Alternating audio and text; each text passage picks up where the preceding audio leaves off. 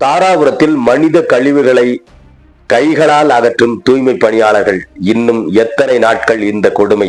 திருப்பூர் மாவட்டம் தாராபுரம் நகராட்சியில் சாக்கடை கால்வாய்களில் எந்தவித பாதுகாப்பு உபகரணங்களும் இல்லாமல் தூய்மை பணியாளர்கள் நேரடியாக இறங்கி கழிவுகளை அகற்றும் வேதனை காட்சி அனைவரையும் பதற செய்கிறது. திங்கட்கிழமை அன்று தாராபுரம் சர்ச்சு சாலையில் மழைநீர் மற்றும் கழிவுநீர் தேங்கும் நிலை ஏற்பட்டது.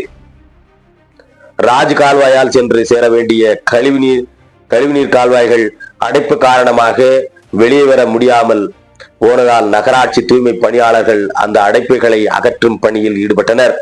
பொதுவாக இவற்றான பணிகளுக்கு இயந்திரங்கள் பயன்படுத்தப்பட வேண்டும் என்பது விதிமுறை இருந்தாலும் தாராபுரம் நகராட்சி அலட்சியத்தால் பணியாளர்கள் சாக்கடையில் இறங்கி மண்ணையும் கழிவுகளையும் கைகளால் அகற்றும் ஆவலம் தொடர்கிறது. சட்டத்தின்படி மனிதர்களை சாக்கடையில் இறக்கி வேலை செய்ய வைப்பது கடுமையான குற்றம். இது மனித உரிமை மீறலும் கூட. ஆனால் இங்கு தினமும் தனியார் கழிவுநீர் லாரிகள் குறைந்து 4 முறை இத்தகைய கால்வாய்களில் கழிவுகளை கொட்டி வருகின்றனர் என்று புகார் எழுந்துள்ளது. இதனால் தூய்மை பணியாளர்கள் நோய் தொற்றுக்கும் உயிருக்கும் ஆபத்தாகும். எனவே நிலை உருவாகியுள்ளது. சர்ச்சாலையில் மக்கள் அதிகம் பயன்படுத்தவும் முக்கிய சாலை, அங்கு திரையரங்குகள், உணவரங்குகள், அரசு மேல்நிலைப் பள்ளிகள் உள்ளிட்டவை உள்ளன. அந்த சாலையில் பணியாளர்கள்